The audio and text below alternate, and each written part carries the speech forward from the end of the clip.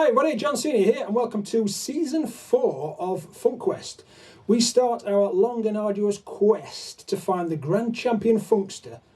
We need to find someone who's going to follow Leanna Dale, Anne Smith and Lisa Faye, who's the best at telling us funky stories that nobody has ever asked them to tell. If you're new to the show, you can vote because only one of these Funksters can go through to the next round and you can decide who. Listen to the whole episode and I'll tell you how to vote at the end. So let's welcome today's Funksters, including number 1 seed for season 4 and a brand new Funkster to our family. Number 1 seed, Barb, tell us where you're dialing in from. Well, hello. I am dialing in from Washington State in the U.S., up kind of in the Seattle area.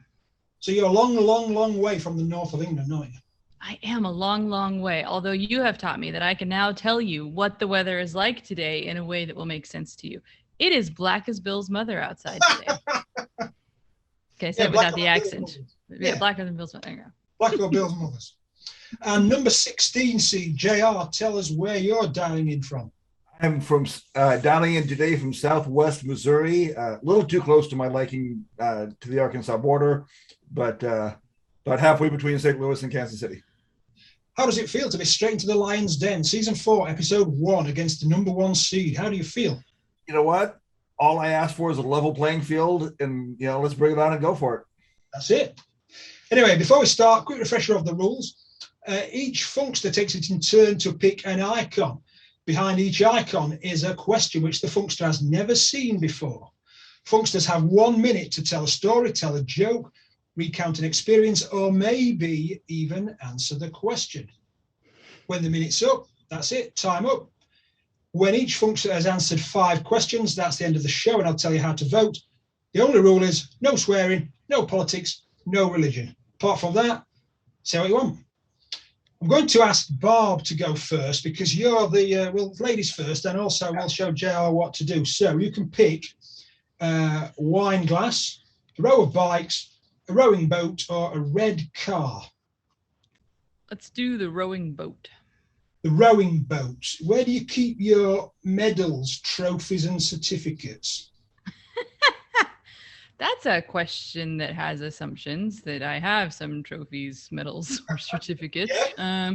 I think I was that person growing up. I don't know if they still do this, but they used to give you certificates of participation for everything, and it was sort of code for you sure didn't win, did you? But you've got a piece of paper on the wall. I used to put them all up on the wall. I'm pretty sure that I did eventually just throw them away.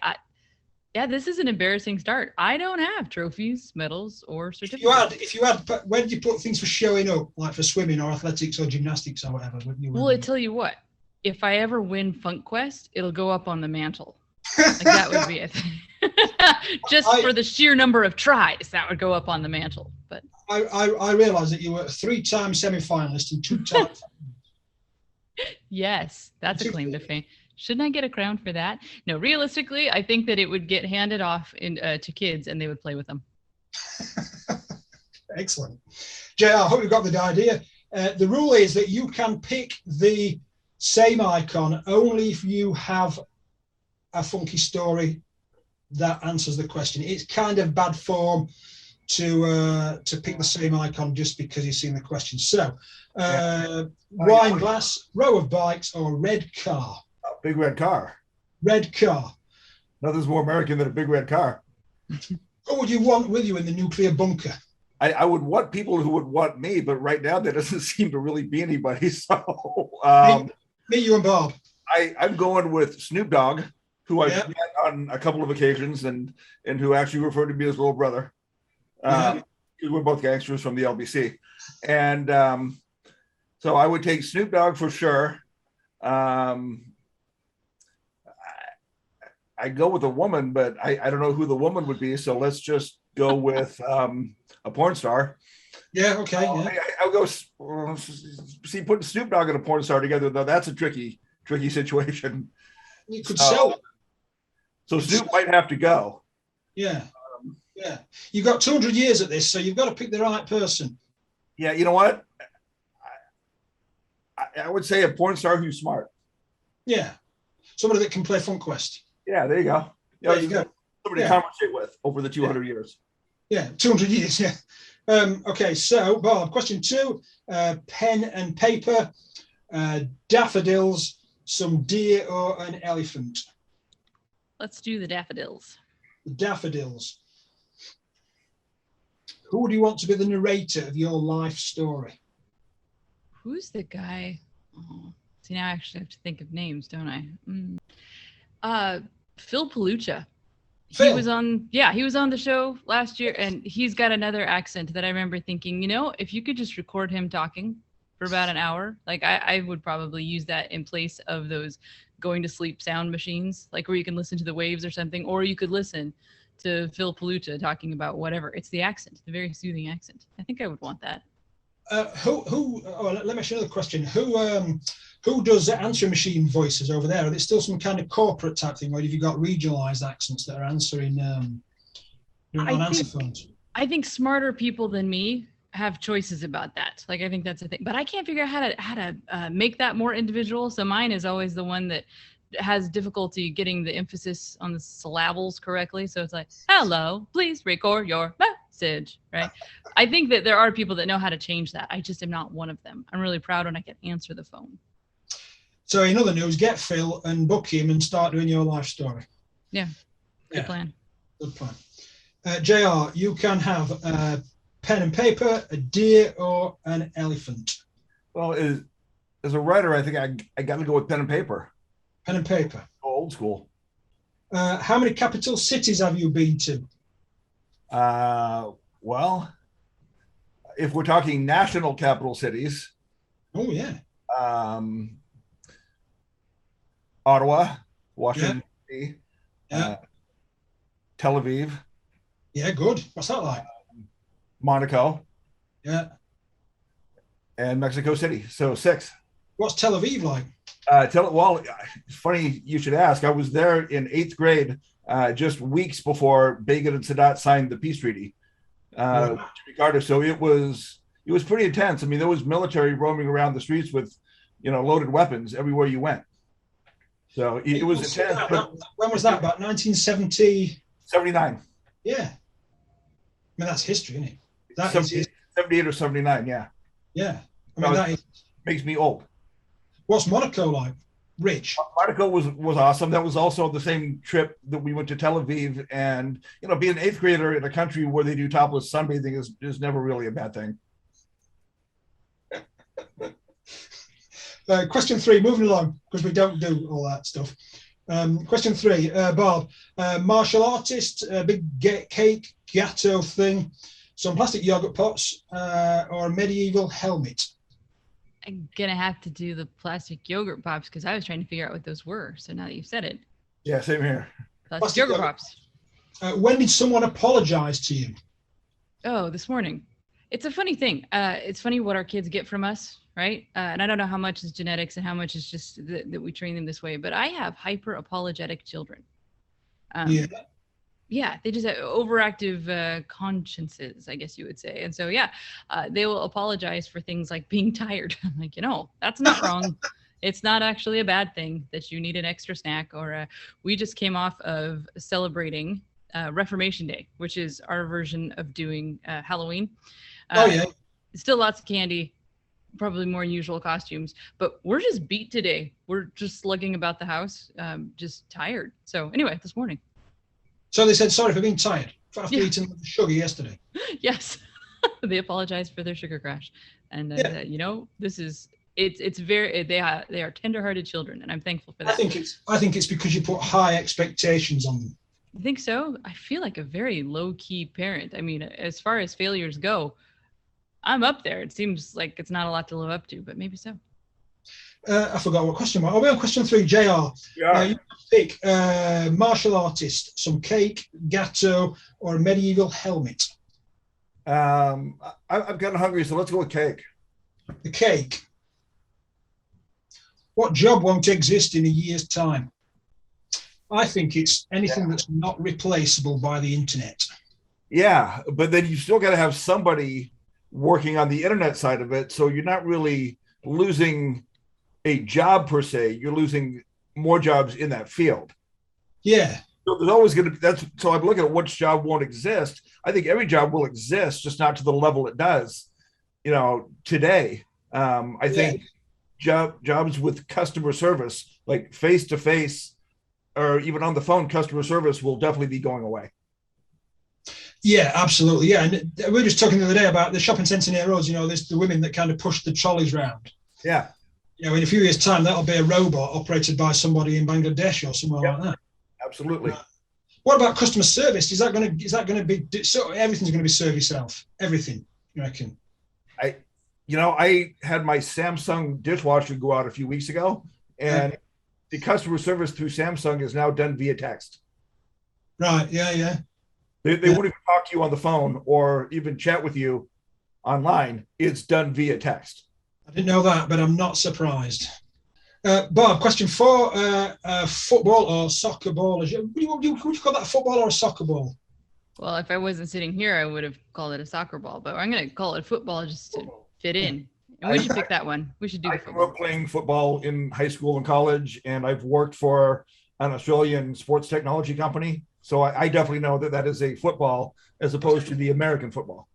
Well, it's a round thing with black and white panels, a haunted house, some knives and lemon chopping board, or scissors and thread. Football, just for the controversy of it. Yeah.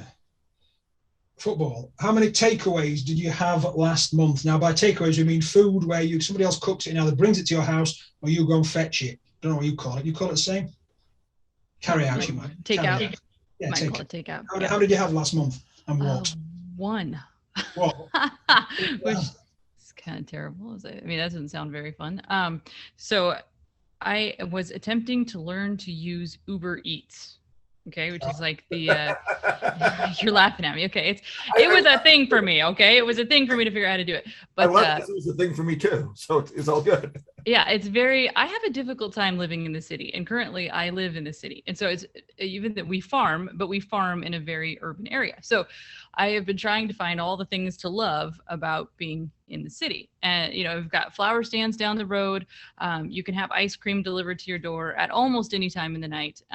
But I've done it with groceries. I've gotten so that I'm a little over going to the grocery store on my own because they can just bring it to you. So I did attempt to do the food delivery. I did it with pizza, which seems really boring, but it was an overwhelming lot of choices, and pizza was the one I could pronounce. There you go. Uber Eats. Excellent. JR, question 4. You've got a haunted house, knives and lemon chopping board, or scissors and thread? Let's go with the haunted house. Haunted house. How many times a week do you hoover up? Well, I guess it depends on what you mean by hoover up. I'm going to assume you mean vacuum. Yeah. And once or twice, depending on kind of the weather and whether or not I got my back door open. So what kind of house do you live in, and or how would it be different to that kind of house that I live in? And No. I don't mean the house as much as the phrase hoover up. See, hoover up as in. Right, no, I would say we would say vacuum. You would say hoover up. Yeah. And I'm saying depending on the week, once to twice. Right. Because if the weather's nice and I keep my back door open, you'll have a little bit of dust and stuff that will blow in. Yeah. So but if it's a day like today where it's 50 some degrees outside, I'm not keeping doors open. So true. I don't have to worry about that extra stuff coming in. Yeah. So do you live in what kind of house do you live in? I live in it looks like a log cabin. It's got the log panels on the outside and just very square, flat. Like an American log cabin. Fantastic. Yeah, American log cabin. Really? A little bigger than the Unabomber had. Yeah. And I want to say, even though I'm in a town of 4,000 people, at least I'm not, out of my own building bombs. Excellent. So final question, Bob, motorbike. I heard that this was called a bevy of swans. A group of the collective noun for swans is called a bevy. Some umbrellas or some yoga people. I'm learning so much today. I'll take the bevy of swans. Bevy of swans. Where's the comfiest place you've ever been? I think actually it was in Salt Lake City. Speaking of things that I was venturing out into, so that's in Utah, and I was staying in an Airbnb for the first time.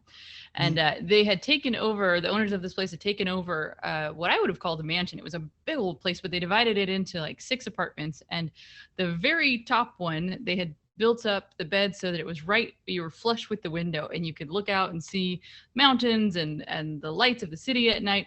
But it was an eerily comfortable bed.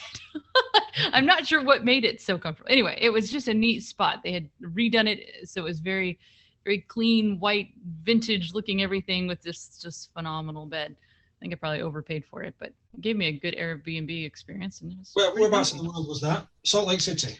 Yeah, Salt Lake City in Utah. So a lot of people go there to ski. I was going there as sort of a pit stop for the airport, actually. But people do that too, I think, in Salt Lake City. Excellent. And JR, last question, lucky last. Umbrellas. Umbrellas. You look so fun and colorful. Which do you prefer to watch? Something live, as in person, or on TV? You know, I would say just with a lot of the sensory stuff, if it's in an outdoor venue where I'm not going to be as congested and have a lot of sound reverberating off the walls, I would want to do the outdoors live as much as I can, but I think the reality is it's more TV. TV. It's different. It's a different event though, isn't it? When you watch it live versus you watch it on TV. For sure. I mean, if you would take me to Tottenham Hotspur, I would sit down and watch them and Chelsea go at it, but that's also a very open area, so I wouldn't feel as congested as like in an NBA or NHL arena. Yeah, that's true. Yeah. So who's your favorite soccer team? British? You follow British soccer? My favorite overall is probably Real, but the EPL it's probably Chelsea. Although I do like the Brentford story. I've just finished reading a book about Brian Clough. You find out who he is and read some stuff about him. You'll like him. I mean, 74 years being down in the lower leagues and then getting the chance to come back up. Yeah. That's awesome. Excellent. So who won and who goes through to the next round? Well, voting is easy. Just find this episode on FunkyThinkers.com and leave a comment with who gave you the biggest thought, idea, suggestion, book you're going to read, funk. Your vote must be on FunkyThinkers.com. Do not leave a comment on Spreaker or iHeartRadio or any of those other places that you might be listening to. And in a couple of days after the episode is published, you can tune into the results show. We'll tell you who's through to the next round. Excellent. Funksters, Barb, how can we contact you and find out more about you and buy your book?